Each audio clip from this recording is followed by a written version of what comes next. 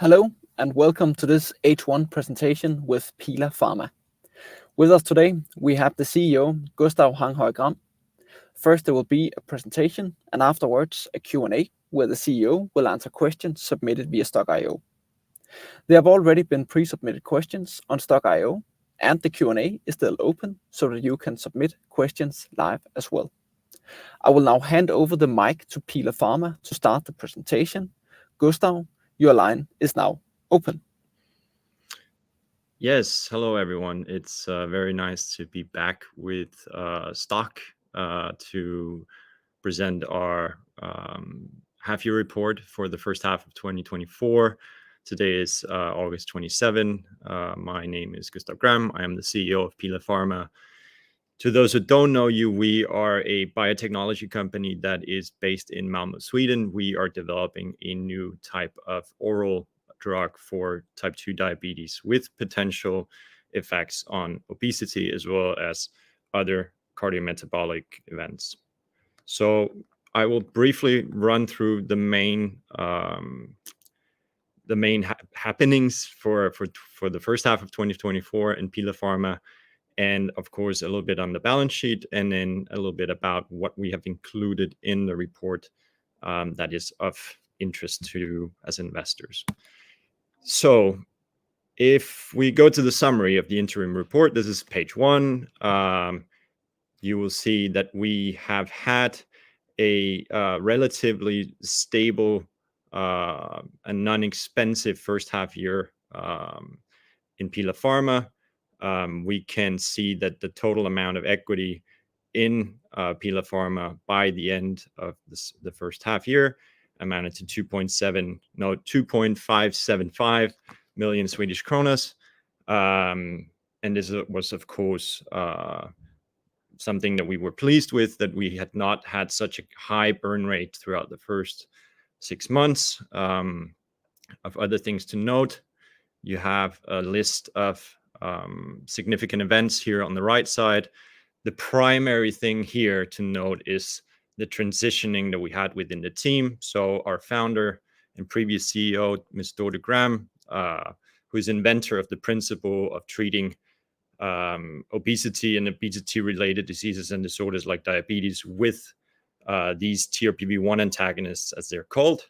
She transitioned to chairman of the board in the company, and she suggested and had approved that I was due to succeed. So in April of 2024, this transition occurred, and on April 19, I took over as new CEO. So this is my first report, which is, of course, a lot of responsibility, but also a lot of fun. And I think everyone that has known us for some time will know that this is a company that is very dear to me as such. And of course, the development that we have seen in the company shows that this is definitely going in the right direction. Secondly, I would note that after the period in July, we conducted a small directed shares issue to selected individuals. These individuals were primarily current investors as well as a few outside new investors. The total amount for this directed shares issue was 10 million Swedish kronor, and this was extremely important for us to boost our balance as well as allowing us to commit to engaging a clinical research organization for conducting the next trial. And I will just move a little bit on. Yeah, as you can see here, I mean, our operating result is not that different from 2023. So we have a relatively stable cash burn, and not much has happened. Of course, what is important to note here is that the equity, which notes to 2.5 million by the end of the period, should have an additional 10 million Swedish kronor added to it now with the extra fundraise. As well as, of course, that the outstanding shares at the end of the period is different to what they are now. So a total of 3.34 million new shares have been added. So it is around 27 million shares that we have currently. And of course, the shareholder list looks a little bit different now as well. We have two large shareholders. We have the founder, Ms. Dorte Gram, and our Finnish family office, Vimpu Intercenter, who is always super supportive and also took a big participation in this funding round here in the summer. And aside from that, it is quite small positions that we have, but of course we are always looking to expand our catalog of investors, and we're always very happy to see when new investors come and show an interest in our company. So I want to get back to a little bit about what we've shown in the report. So this is actually a graph which is unpublished, but it is from Ms. Dorte Gram, our founder, who has in the past conducted a preclinical trial on these sucker rats, which have been dosed with a TRPV1 agent, which is very similar to the one that we use. So it's not the same, but it is indicative of why we believe that we might also have an effect on regulating body weight.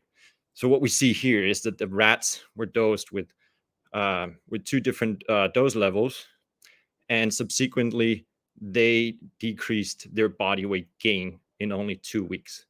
Now, this is, as far as I understand, translational to human studies, and in human studies, you would likely see a body weight decrease. So this is, of course, super interesting. And of course, I will just jump here to our pipeline. This is why we focus mainly on diabetes and obesity as our primary project. We're in phase 2A. We signed a contract with a company called Lindus to help us conduct this trial, and this trial will commence here in the autumn. So that is, of course, super interesting. The CTA, the clinical trial application, is about to be sent in. So hopefully we can get a quick review from the authorities and an approval, and then we can get started to see how well this functions. This is, of course, a safety trial primarily, so we will dose escalate and see how far we can get, how far we can push these patients to see their tolerance. But of course, the main purpose of this fundraise was to include enough patients to also statistically be able to read out whether there is efficacy on regulating body weight. That is to say, reduce their body weight. We also have 2 other projects on erythromelalgia and abdominal aortic aneurysm. These I don't have any news about for now, so I don't want to comment so much about it. And just coming back, we've seen quite nice developments across the board in the first 6 months. And I always like to see that there's a lot of new shareholders coming in. And I know some of investors have asked me specifically what we're doing, since there's so many new investors coming in. And I think it's mainly just a result of that there's not that many companies that are publicly listed that are doing obesity or obesity-related projects. So even if we don't have any results on obesity yet, it's nice to see that anticipation is building, and we hope, of course, that that investors will follow through and will see this to the end together with us. So I think for now, that is more or less it. I don't want to dive too deep into the results, as there's not that much to note aside from the organizational changes and the fundraise, and of course the fact that we will soon be commencing our clinical trial, which is very pleasing. Perfect. Thank you for that, Gustav. Let's then jump into the questions from the Q&A. So the first question here is, can you provide some more information on the partnership with Lindus Health? Is there any financial impact from the partnership, or how do you expect it to impact PILA PHARMA positively? I mean, so there's no financial impact in the sense that they are co-funding or co-sponsoring as such. So this is a partnership with a British CRO, as we call it. A CRO is a clinical research organization that helps kind of be a middleman between a biotech company and patients. So they will help us organize the clinical setting, assisting the nurse, and everything in between. So there's really not that much difference in that regard to any other kind of CRO, except that this particular CRO Lindus is more milestone based.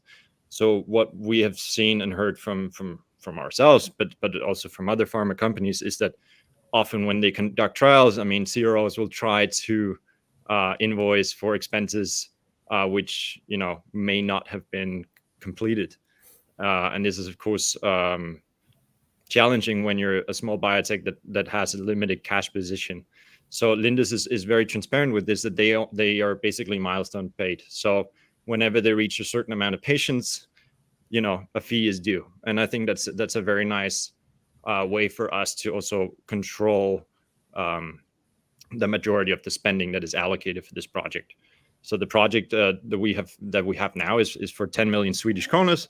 And of course, there's nothing more allocated to that. So it's not like it can just be drawn out forever. So in that sense, it has the financial implications that we have more financial security, I would say. Yeah. Then moving on to the next question. How long do you believe the 10 million Swedish krona in capital increase will take you? What is the time frame for when you need to raise more capital, and can we expect to have new trial results at that point in time?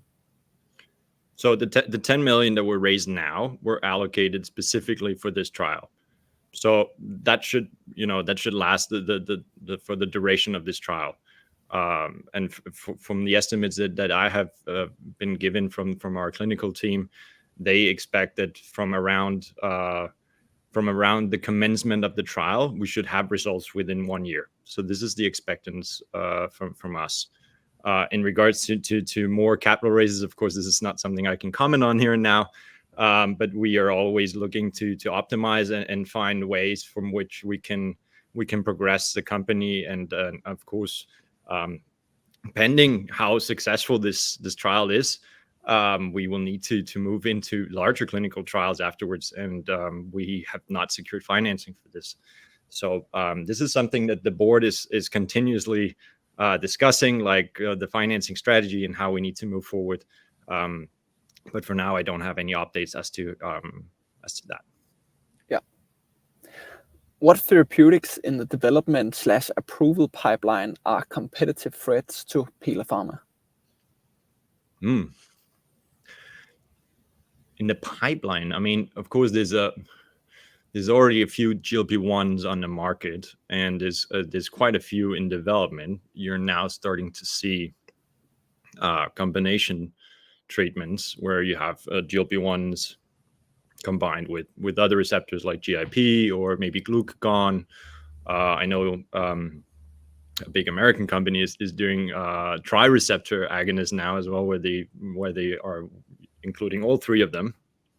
We've also seen a big company in Denmark that is also on the market for obesity that has bought a Canadian biotech last year, which are doing CB1 agonists, which are something very different. And I think this is the way the market is going to go. I think you're looking into a future where a lot of larger pharma companies are looking to get a stake in this market, and they will be sourcing opportunities across different modalities. So they will be looking for molecules that are different to GLP-1s as well. Of course, GLP-1s are very good for regulating body weight, but I mean, of course, the main thing that is the talking point right now is that they regulate body weight in the sense of patients losing, both fat mass and muscle mass, and of course, losing muscle mass is not ideal. So I think pharma companies are really looking to innovate, and I'm very hopeful that us having the approach that we have with a TRPV1 antagonist, which is so differentiated to everyone else, I think that that makes for a very unique value proposition, and hopefully a project that could catch the eye of some of these companies. So I mean that is of course the strategy that in a not too distant future we would like to engage in a partnership with a bigger pharma company, because the road to the market is of course extremely long and expensive. Yeah. So that was that was a small list of very complicated names for someone who's maybe not in the pharma business. But it's just to say that, of course, it is hugely competitive. So, but we think we have some. I mean, to our knowledge, we're the only ones developing TRPV1 antagonists for metabolic conditions like this. So we feel pretty confident that we have a good position in that space, if you will. Yeah. Can you explain why PILA Pharma was one of the most traded non-Danish companies on Nordnet last time? No, actually not. We were quite surprised as well. I only got I got a newsletter from Nordnet in my own inbox as well, my personal inbox, which said, here's the list of the most popular stocks for July. And somehow we were on it, which was pretty interesting, and in very good company, of course, with some huge American companies across in different sectors. But I think it's largely a result of awareness campaigns that we started a long time back. And I think the project resonates with a lot of Danish investors in particular. Maybe, I mean, Danish investors have been really spoiled for choice when it comes to companies that operate in the space of diabetes and obesity. So they have had some very nice experiences with them, and perhaps some have noted our name in the past, and then at some point, let's say, if they had a successful experience with investments in other companies, then they might choose to allocate some money into our stock. But that's pure speculation from my part. Yeah. I mean, if you look at our press releases, you can see that we haven't really said that much. So I'm not sure as to what's going on, but it's really nice to see, and we can see across, I mean, multiple spectrums. It is not, I mean, across investor, amounts of investors that are in the company, and I mean, daily trading and liquidity is also like through the roof compared to if you benchmark other companies in Sweden or on the First North Exchange. So it's pleasing. I mean, we of course want to make it an attractive stock to be a part of. Yeah. When do you expect to be able to announce your next test results? Well, like I said before, I think it's as soon as we get a clinical trial application approved, we can start treating patients and testing them, and from then on, it should be well within a year, I would say. But I don't have any definitive endpoint as to when we expect it. I think the more important point here is that we are getting started now, and we will be getting some results. And I think after some years where it has been a little bit more stagnant because we had to go back and do longer preclinical trials, this will be our first clinical trials in some years, and of course that is what investors are interested in, because that's where the real value comes from. Yeah, and I think we have already talked a bit about this, but I will also read the question here, then you can see if you can put any more context to it. As a result of PILA Pharma's liquidity forecast and cash flow analysis, how long is the liquidity to finance the ongoing investigation of the project in relation to phase 2? I mean, as we noted before, I mean, we've allocated the 10 million that we raised just now to the project. So the forecast is that that project is fully funded. And aside from that, I mean, there's not much to comment on. So I mean, we don't have liquidity yet in the bank for a phase 2B, for example. And this is something that, of course, will need to be addressed by the board. Like, what's the strategy, and what parameters are we looking at? What positioning are we expecting this molecule to potentially have? I mean, we have data on regulating blood glucose, which is a typical marker for diabetes, and we've also seen a very big reduction in a biomarker for heart failure. So it could also be that this drug has very good properties for cardiovascular disease. So this is, of course, an ongoing strategic strategy kind of discussion that is ongoing, and I think this is something that will of course develop also around how the results are shaping up in the phase 2A. because when we increase the dosings, we of course expect to see, what are the effects of increasing the dose here. We've seen trends on 1 month of treatment. So what happens when we go up to double or triple the dose and for 3 months? And of course, that's going to be super interesting to see. And we know from other molecules like GLP-1s, I mean, they had to go up into high dosage levels in order to produce body weight losses. So it seems it seems relevant to think that the same would apply to us, I would say. Yeah. Do you see increased or decreased acquisition interest in the field you operate in compared to last year? I would say it's I'm not sure if it's increased or decreased. It's just high in general. But I also think valuations of other companies have really gotten up to a point where it's maybe tough for big pharmas to commit plus $10 billion to buy out other companies. But generally speaking, I would say the interest is high, and big pharma companies are mostly looking to buy up biotechs with let's say preclinical or phase 1 studies that that they can scoop up and they can shape from early on, or alternatively they're looking for more late stage companies like phase 2A, phase 2B, perhaps phase 3, and of course that comes with a premium because you don't have all the development costs included, but it varies, I would say. And I think you're having companies that want to enter the market, and you have companies that want to keep others from entering the market. So there's a lot of competition going on in terms of this dynamic of shaping the market for the next 5, 10, 20 years. Yeah. You have an exciting project. Do you have plans to actively increase investor awareness? Of course. This is why we work with you. This is why we, of course, engage and have Q&As and try and elaborate a little bit on how we think it could fit in the market. And we consider ourselves fortunate to have a project that has made it this far, because I mean, majority of projects, they fail, before they reach before they reach the market. So of course, we're in phase 2A now. We're definitely not done. But we of course intend to try and progress this as far as we can, because we believe it's a solution that would benefit patients, and if you benefit patients, then subsequently you benefit investors as well.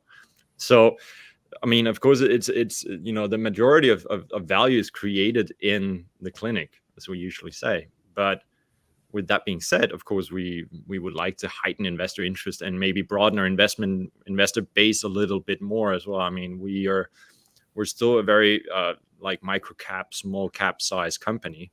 So with time, of course, it's up to me as well as my colleagues to try and increase our exposure and our depth in our investor catalog, to include funds and pension funds, et cetera, so that we have some more stability. I mean, I think we're at we also have a project that is very liquid, in the sense that that there's a lot of speculation around it, and of course that can be good and bad, but primarily we're looking to solidify and really make it a serious project that the investors can trust, that they can that they can see it to the end, and at least know that there's going to be a high level of liquidity, so that they can buy in and they can buy out. And I think that's imperative to making a stock interesting.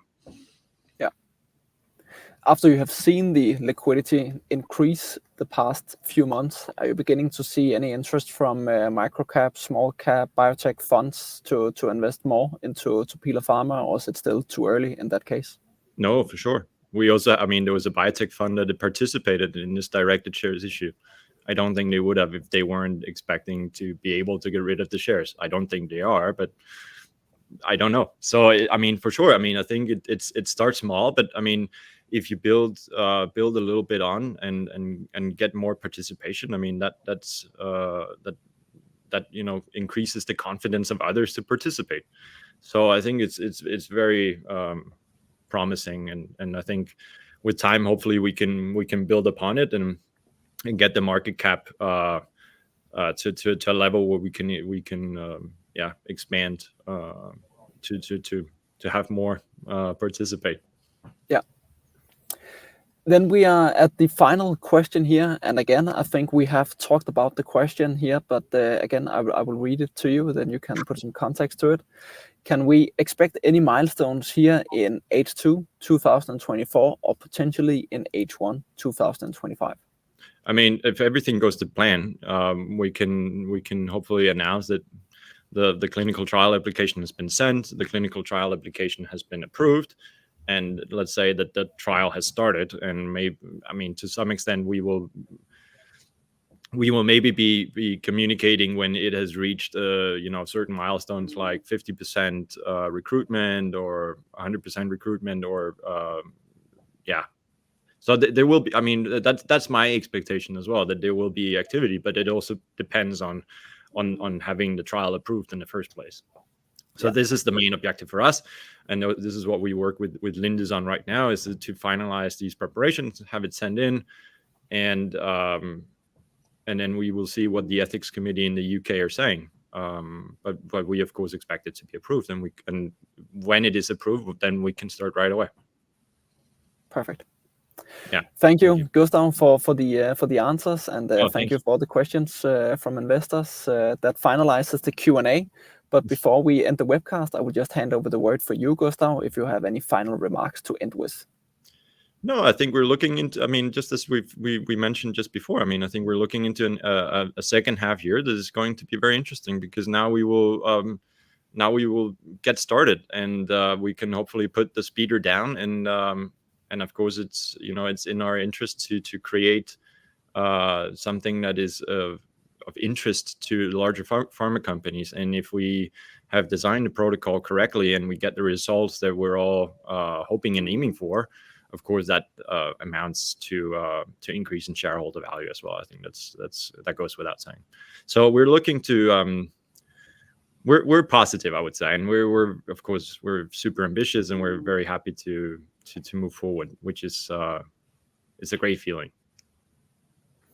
Thank you, Gustav, and thank you everyone for listening in. See you next time.